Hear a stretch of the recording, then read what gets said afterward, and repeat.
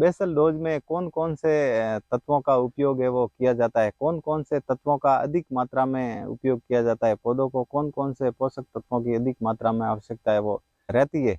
साथ ही साथ इस बेसल डोज का किस तरीके से पौधे में इस्तेमाल किया जाए जिससे पौधे को अधिक से अधिक मात्रा में इनका लाभ है वो मिल सके, तो ये सारी जानकारी मैं आज आपको इस वीडियो के माध्यम से देने जा रहा हूँ।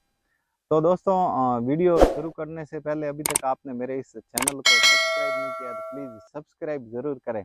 बेसल डोज की बात की जाए तो अनार के पौधे में बेसल डोज में जो सबसे पहली वरीयता दी जाती है वो है देसी गोबर खाद की। दोस्तों, देसी गोबर खाद के बिना अनार के पौधों की बेसल डोज है वो अधूरी मानी जाती है। कोई भी अनार के अलावा भी कोई भी पेड़ पौधा या वनस्पति हो, उसमें अगर देसी गोबर खाद पौधे को नहीं मिलती है तो उसमें ऑर्गेनिक कार्बन की पूर्ति है वो नहीं हो पाती। दोस्तों, देसी गोबर खाद में नाइट्रोजन, फास्फोरस, पोटास, जो भी सारे एलिमेंट्स है वो इस देसी गोबर खाद में मौजूद रहते हैं। हमारे यहाँ कई सारे किसान भाई ऐसे जो सिर्फ और सिर्फ देसी गोबर खाद का इस्तेमाल करके अच्छा उत्पादन है वो ले रहे हैं। वो दोस्तों जो फर्टिलाइजर है उनका बहुत ही कम मात्रा में इस्तेमाल करते हैं। वो इस गोबर खाद को सही तरीके से तैयार करके फिर पौधों में इस्तेमाल करते हैं जिससे पौधों से काफ़ी अच्छा उत्पादन है वो उनको मिलता है। दोस्तों, देसी गोबर खाद के बाद में जो सबसे ज़्यादा मात्रा में बेसल डोज में इस्तेमाल की जाने वाली चीज़ है वो है NPK।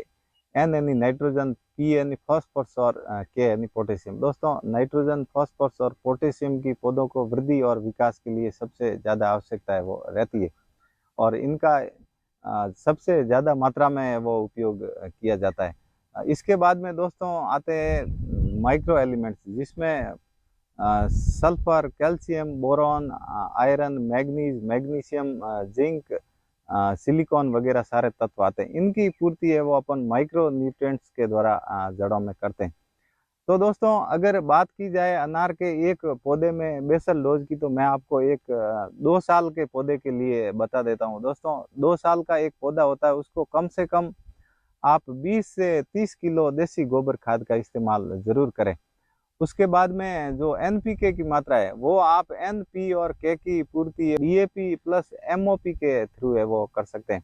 दोस्तों, DAP में 18% नाइट्रोजन की मात्रा आती है और 46% है वो उसमें फॉस्फोरस की मात्रा आती है। नाइट्रोजन और फॉस्फोरस की पूर्ति आप DAP से कर सकते हैं और पोटास की पूर्ति है वो दोस्तों आप MOP के द्वारा कर सकते हैं। दोस्तों, आप एक 2 साल के पौधे में लगभग 200 ग्राम DAP का इस्तेमाल करें और MOP है उसकी मात्रा आप 100 ग्राम तक इस्तेमाल करें, उससे ज़्यादा आप इस्तेमाल नहीं करें क्योंकि ज़्यादा मात्रा में MOP का इस्तेमाल है वो कभी कभी पौधों के लिए नुकसानदायक साबित हो सकता है क्योंकि MOP का ज़्यादा इस्तेमाल करने से अनार में फलों के फटने की समस्या है वो उत्पन्न हो सकती है। ये तो हो गई NPK की बात। अब आती है माइक्रो न्यूट्रिएंट्स की बात।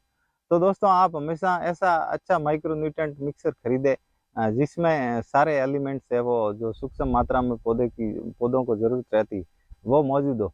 तो आप कम से कम एक पर प्लांट 200 ग्राम माइक्रो न्यूट्रिएंट का इस्तेमाल है वो कर सकते हैं। तो दोस्तों, 30 किलो देसी गोबर खाद, 200 ग्राम DAP, 100 ग्राम MOP और 200 ग्राम माइक्रो न्यूट्रिएंट। और इसके साथ में दोस्तों, अगर आपका पानी खारा है, ज़मीन क्षारीय है या पानी क्षारीय है, तो उसमें आप जिप्सम का इस्तेमाल भी कर सकते हैं जिससे पौधों को अधिक मात्रा में कैल्शियम और सल्फर की है वो इस जिप्सम के थ्रू मात्रा प्राप्त होगी जो पौधों के लिए बहुत ही लाभदायक है और जिप्सम से ज़मीन का भी है वो सुधार होता है। इसके अलावा दोस्तों, अगर आपके एरिया में फल फटने की समस्या आती है तो उसमें आप एक्स्ट्रा कैल्शियम और बोरॉन है वो उस DAP MOP के साथ में आप ऐड कर सकते हैं। इसके अलावा दोस्तों, जड़ों की वृद्धि और विकास के लिए आप ह्यूमिक या सीवीड एक्सट्रैक्ट का भी इस्तेमाल है वो कर सकते हैं। साथ ही साथ दोस्तों, आप इंसेक्टिसाइड के तौर पर नीम खल का इस्तेमाल करें तो वो उसका भी बहुत ही अच्छा रिजल्ट है वो मिलता है। और दोस्तों, कई किसान भाई कार्बोफ्यूरन का भी इस्तेमाल करते हैं। तो जिन क्षेत्रों में निमेटोड की समस्या है या सफ़ेद लट वगैरह की समस्या है तो आप 20 से 30 ग्राम प्रति प्लांट कार्बोफ्यूरन का भी इस्तेमाल है वो कर सकते हैं। तो इस प्रकार दोस्तों, इन सारी चीज़ों को DAP, MOP, माइक्रो न्यूट्रिएंट्स जो भी आप जिंक, सल्फर वगैरह, कैल्शियम, बोरॉन जो भी एक्स्ट्रा मात्रा में डालते हैं उनको मिलाकर आप एक मिक्सर बना के देसी गोबर खाद के साथ वापस मिक्स करके जड़ों में जो पैक करते हैं, तो ये पूरा तरीका है वो बेसल डोज देने का होता है। अब बात करेंगे इस बेसल डोज को जड़ों में किस तरीके से देना लाभकारी होता है। दोस्तों, राजस्थान में किसान भाई दो तरीके है वो बेसल डोज देने के लिए इस्तेमाल करते हैं। एक तो जड़ की प्रूनिंग करके फावड़े से खड्डा खोद के देसी खाद और उस micro nutrient DAP MOP mixer को उन गड्ढों में भर देते हैं और फिर उन गड्ढों को पैक कर देते हैं। एक तरीका तो ये काम में लेते हैं। दूसरा तरीका दोस्तों, जहाँ पे जड़ वाला एरिया है, जहाँ लेटरल लगी होती है, उस जगह पर सीधा गोबर खाद को जमीन पर डाल दिया जाता है और फिर उसके ऊपर इस माइक्रो न्यूट्रिएंट फर्टिलाइजर मिक्सर को डाल के टिलर या रोटोवेटर की सहायता से वो मिक्स कर दिया जाता है। तो दोस्तों, ये दो तरीके, पर इन दोनों तरीकों में जो सबसे बेस्ट तरीका है वो है दोस्तों गड्ढे खोद के उन गड्ढों को भरने वाला।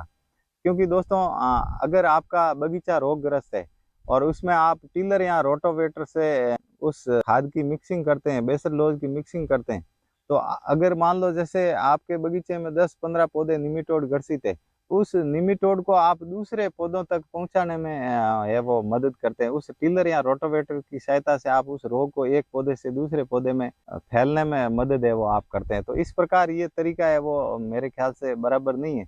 दोस्तों, आप बेसल डोज हमेशा गड्ढा खोद के दे तो उसका बहुत ही अच्छा रिजल्ट मिलता है। गड्ढा खोद के गोबर खाद और माइक्रो न्यूट्रिएंट वगैरह पैक करते हैं तो वो एक जड़ों के लिए काफी नया स्पेस बन जाता है। फावड़े से जब आप जड़ों की प्रूनिंग करते हैं तो उसमें जो रोगग्रस्त जड़ें वो सारी है वो बाहर आ जाती है और वापस जब आप खाद और एनपीके वगैरह से खड्डा भरते हैं तो जड़ों को एक नया स्पेस है वो मिल जाता है और नए स्पेस में जड़ों को वृद्धि करने में काफ़ी आसानी रहती है और उनको फटाफट है वो पोषक तत्वों की पूर्ति हो जाती है। दोस्तों, खड्डे की जगह जमीन की पानी पकड़ने की क्षमता है वो भी बढ़ जाती है।